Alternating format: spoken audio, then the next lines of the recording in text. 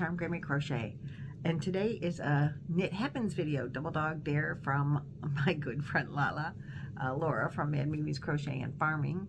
So welcome to the dining room again for the third day this week. I know, I'm sorry. But as I said in the other videos, I'm filming 3 videos in one day on Sunday morning, and all my stuff was here, so it was just easier to do it down here, and I was lazy about it. Sorry. Laziness happens. It was just, I had a lot of stuff to talk about in these videos. I wanted to make it one video until I realized I'm going to be chatting your ears off and it'll be a 3-hour video, and nobody wants that. So I broke it up and all my stuff was down here. And so anyway, enough of that. This is a knit video, and I want to welcome you and thank you for joining me here. If you're new, I hope you enjoy it and come back. If you're old, thanks for coming back. And I don't mean age, I just mean longevity with my channel. I am doing a double dog dare knit blanket project with my good friend Laura from Mad Mimi's Crochet and Farming. She picked out this pattern from Mama in a Stitch. You've probably seen it if you've been around for a minute or two. You've seen her or I working on it. There's others as well that are working on it, but this is called the Fall Cuddler Chunky Blanket Knitting Blanket Pattern, like I said, by Mama in a Stitch. I bought this over a year ago, or got it. I don't remember if it was a free pattern or we had to pay for it, but it was over a year ago. She started this project, and then she had surgery, and we had to hold off on it. I wasn't doing so well, and on the original project, so I frogged that project and started over with different yarn when we restarted.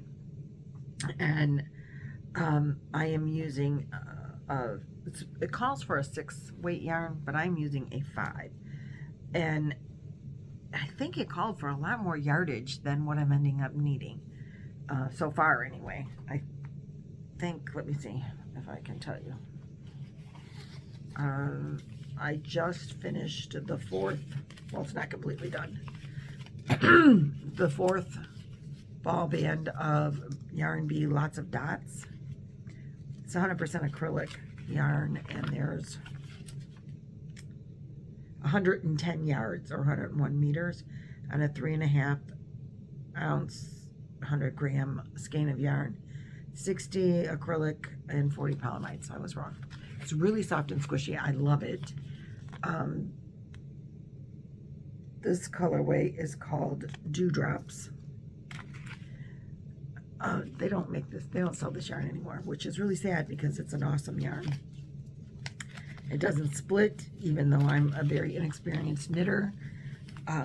When I was trying to knit a project with homespun, it was horrible. I kept splitting the yarn all the time. This, really nice. This is what's left of the 4th skein. And this is my project. We're using 10 millimeter, I think there's the 36-inch right here, wire, circular wire. And we're doing 4. We started with 3 rows at a time, and now we're doing 4. And I'm going to tell you, I have improved over the course of the blanket. I think I have. My skill level has gotten better. I mean, it's just a few rows at a week, so it's not overwhelming. At first it was a little frustrating because I couldn't get the stitches correct. I wasn't sure that I was forming the stitches correctly, even though they were looking correct some of the time if I was doing the right stitch.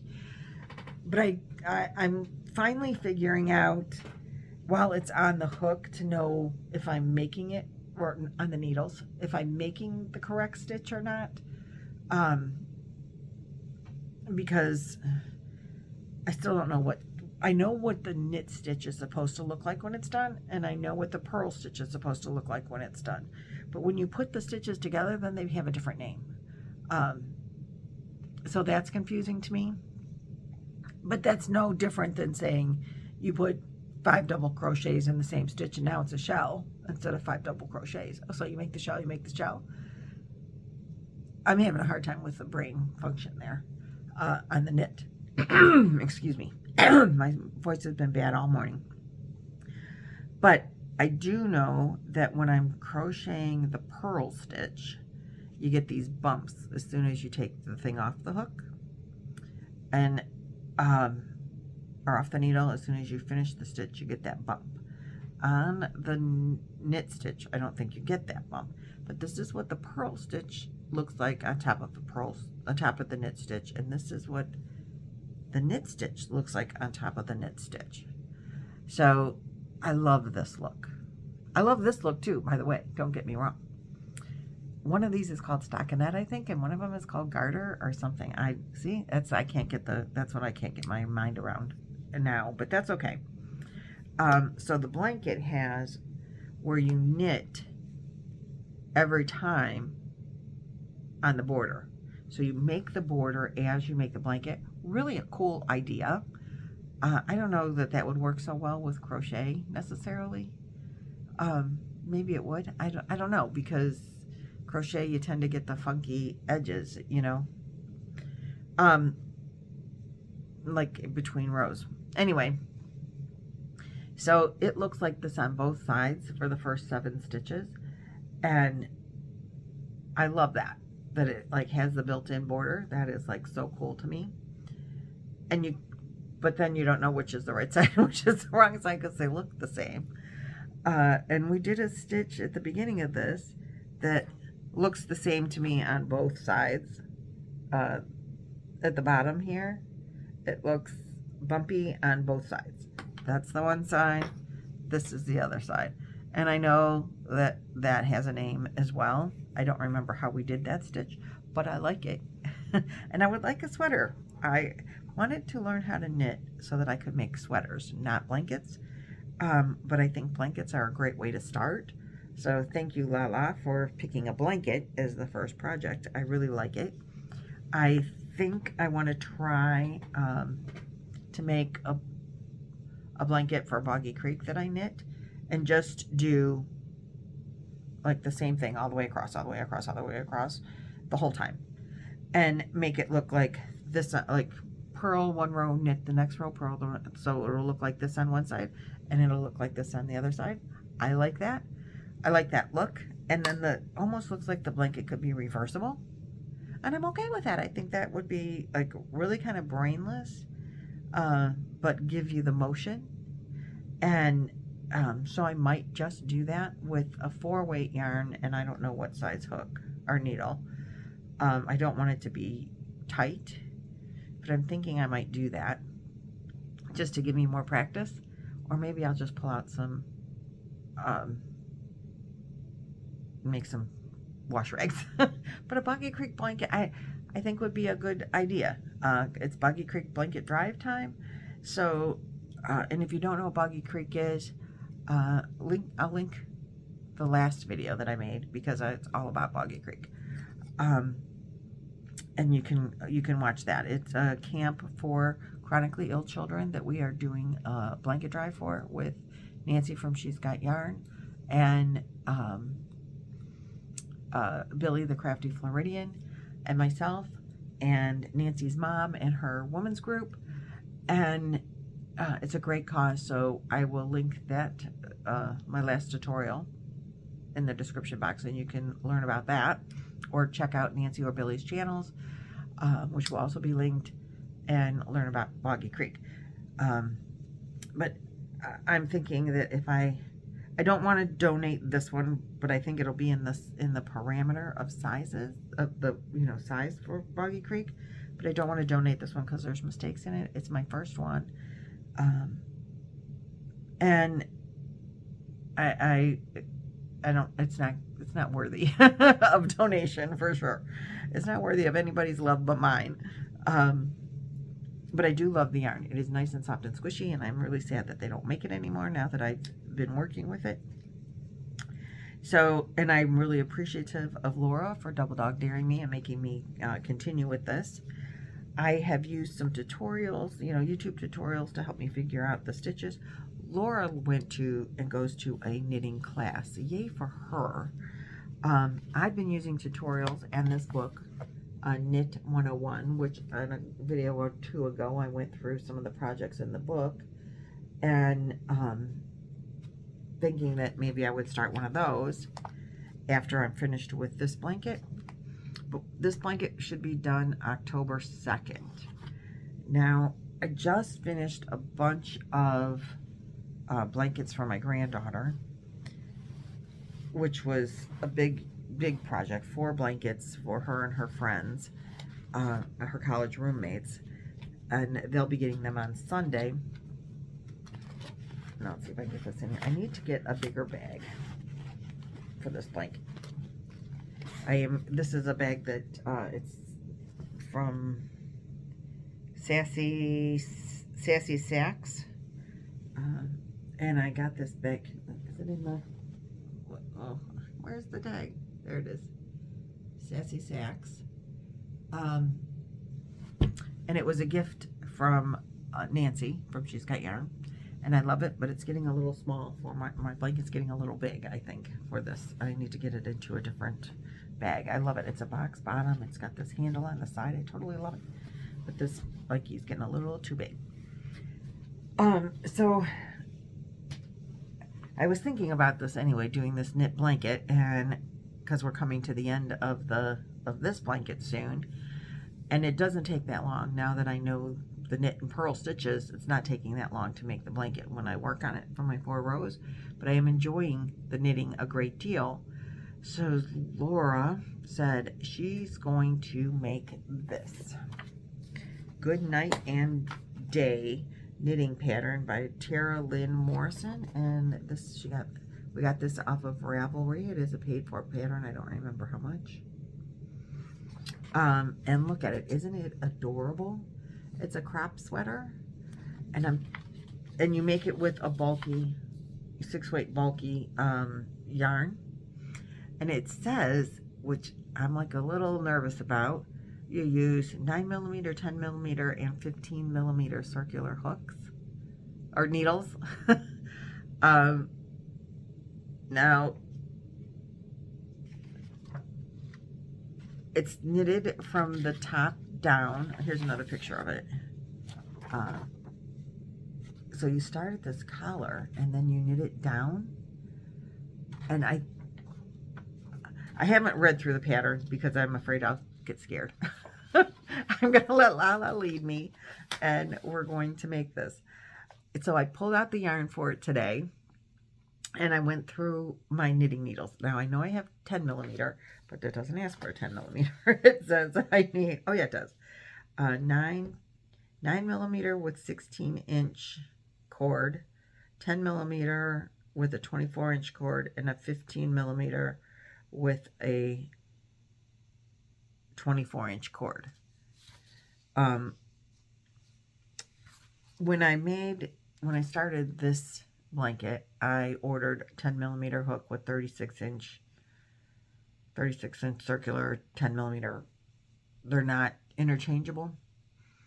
And I ordered them specifically so I knew I would have the right thing, and I made sure it was bamboo because Laura, who's been knitting longer than me, said use bamboo. It doesn't slide off your hook as bad. So it'll be easier. I said, okay. But when I had decided that I wanted to knit, before I even picked up a knitting needle at all, I had been in Michael's, and they were having a clearance. This had to be 2.5 years ago. It was during COVID for sure. And we got to go into the stores for one of the first times, and they had this sale I could not pass up. And I bought, they had this set of loops and threads, interchangeable circular needles in bamboo, and the ticket regular price was $89. They were on sale for $45, and there was another like 50% off. I think I paid, maybe it was 30% off. I think I paid $30, $15. You know what? I think I paid $15 for the set. Maybe I paid $30. I can't remember. but they are bamboo, and they go up to a size 10 millimeter, and they have, they have this really cool slide out thing.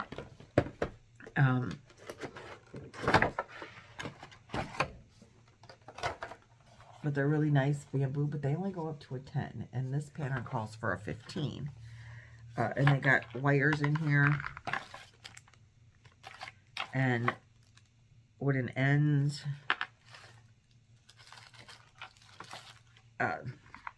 stuff that I am learning about what that is. So I'm going to keep it in the box and keep it with the whole thing on there. But I will use, I hopefully get to start with the smaller hooks and start with the wooden. But I also picked up, and this is why I can't remember, or one of the reasons, besides it was a while ago. It was such a great deal, though. I knew I couldn't pass them up. I'm going to learn to knit at some point, and I'm going to probably need circular interchangeable set. And that was what was in my mind. And if in a few years I never learn to knit, then I'll give them away. That was my thought. Because a lot of my subscribers knit. But they also, I found this set in there. And this is also a loops and thread. And this set was regular $84 on sale for $40. And then you got that extra percentage off. So I don't remember if I paid $15 each for a total of $30, because 30 is also sticking in my mind. Or if they were $30 each and I paid $60 for the two sets, which is still cheaper than one set by itself. This says it's a 40-piece set, and it comes in this little handy dandy case, zipper pouch, and these are metal. Now I've been afraid to work with metal because it's more slippery and I'm afraid I'll lose all my stitches.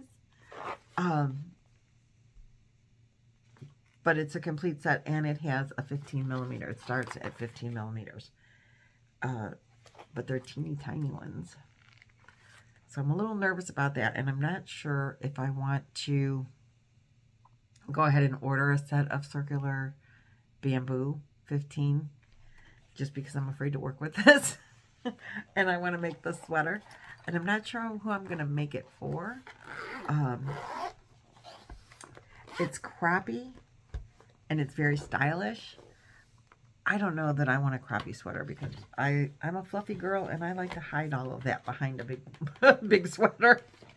But I do like to be, you know, I mean, I wear t-shirts, who cares, right?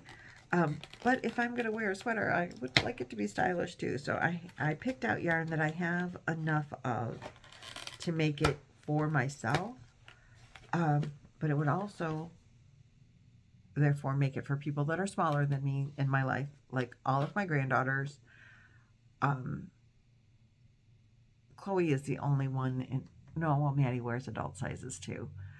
I don't know that she would care for the sweater, but the little girls would, and Chloe would, and my daughter would, if it turns out and looks decent.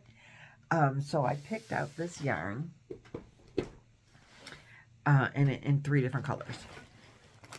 This is Hometown USA, and it's a bulky 6, which is what it's required.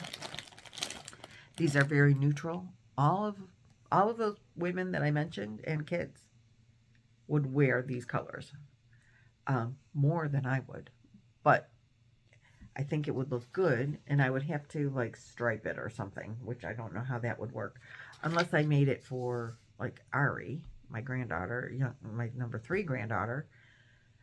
It wouldn't have to be striped, because the yarn usage for like an extra small says that I would need 350 yards. Or maybe I would still have to stripe it. Yeah, I would have to use 2 colors to do even Ari. Because, now don't mind the crinkle, I'm gonna put it down on the ground and uncrinkle. As farther away as I can. So, the Hometown USA is a silky, shiny, sleek yarn. I do have this in a mixed that I was trying to originally make a sweater for Amanda that I was knitting. No, I was crocheting it. I don't remember. It was a while ago and it didn't turn out right. I couldn't make it look the way I wanted it to look, and I started frogging it, and it's in a basket. So I could use that yarn and make it for anybody, and that's gray and black and white with the pink fleck in it. I have like 9 skeins of that, so I have plenty of that. But this is 6mm. I think there's 81 yards. Yeah, 81 yards on the 5-ounce skein. So even if I made it from my smallest person, you would need 350 yards. So 81 to, I would need like 4 skeins. So maybe do the collar and the do the ribbing in one color and do the body in another color. If I was doing just for the smaller size person. I can't seem to get it. I don't know really how easy it is to change colors on a knitted project, but there's ribbing at the bottom as well. Oh, there, can you see? If I was making it for myself, I would make it longer. I do have a blue and a pink that I might have enough yarn in. I don't know if anybody would wear those colors. And I don't want to make it and not have it be something that somebody would wear. So what do you think? I have the white, which is called New York white. And I have the gray, which is called Dallas gray. And then the dark gray, I just got in a mystery bag, and I think it's called Slate. Slatington Slate, and it's a darker gray. But I think together, you know, they'll look good on a sweater, and just like make it, you know, so many rows and then so many change the color, so many rows and change the color.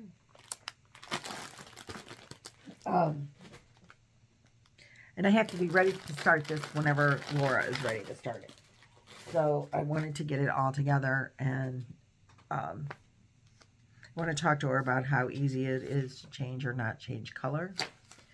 I have some green colors that in Hobie yarn that I have enough. If I use, I have like 2 skeins of like 4 different colors, and I have enough probably to do, there's like blue, light blue, like a slate blue, a gray, or tan, or something. I can't remember what colors they are. But I think I have enough of that. And I have a ton of homespun. That's a 6 bulky. But I'm really leery to use that. I thought this was my best choice. What do you guys think? Is it easy to change color? Would I have a hard time? Like, to me, it seems like there's only 81 yards. That's going to go 1 row, and then I got to change color again. Which, changing at the end, I mean, you're going to change at the end of the row if you can. That's how I would have to work it, right? Maybe not. I don't know. You could change in the middle of the row if you wanted to, but I don't want to do that, I don't think. But I'm not that much of a knitter to know, should I just, or buy more of one color? I mean, I can easily do that as well. But I really try to want to work down my stash, and I have intentionally, not been purchasing 6-weight yarn because I have not really worked with it much. Just I don't make anything out of it very often, and it takes up a lot of room in my yarn stash. So I would prefer not to stash 6-weight yarn. I mean, like, that's a conclusion I came up with when I was redoing my yarn room at one time. And so I boxed up all of my 6-weight and my 5-weight. But then lately, I've been using it. So once I took it out of my yarn room, I'm like, oh, I need that. Crazy, right? But I haven't bought any 6-weight yarn. I did get some from Hobie for a project, and the 6-weight and the 5-weight, and some of it is 6-weight yarn. Even though it says 5-weight, it looks more like a 6-weight, and that's the yarn I'm talking about that I would use in the greens and blues, or tans and blues, or whatever. but I don't have enough of any one color other than the blue from Hometown with the pink flecks in it. And I don't think any of my family would wear that as a sweater. Or the yarn that I set aside for Amanda in a sweater that I haven't made for her. She wanted a duster like last winter. And it will work up fast if I find a pattern that I like. And maybe I'll just do that. But I'm a little leery to use this silky yarn and metal hooks when I have never used the metal hooks and I know they're more slidey. And I'm really worried about dropping stitches because I'm not that good at knitting to be able to drop stitches. And I don't know how to pick them back up again if I drop one. Knock on wood, I have not dropped one in my blanket project. So I've been really lucky with that. And hopefully I won't drop any between now and finishing it. But I am going to move my lifeline up because I'm afraid I'm jinxing myself. So before I knit on it again, and I think I'm caught up through last Friday. I'm caught up. I have to do 4 more rows by next Friday, which this is Monday or Sunday on the day that I'm filming it. So I'm caught up for a few more days. But before I pick that thing up again, I am definitely, or before I knit on it again, I'm definitely moving my lifeline up because I probably just jinxed myself really bad. And I don't mind ripping it out to the lifeline and redoing it. I'm really scared to pick up a stitch. And Nancy from She's Got Yarn tells me it's really not hard to do. But I've like tried to do that on my knitting machine, and maybe it's just different on a knitting machine, or maybe it's just that I'm just still so unfamiliar with the stitches that I'm like really scared of it, and I'm all thumbs when it comes to doing that. Excuse me, even though you do it with a crochet hook. So I do know that much.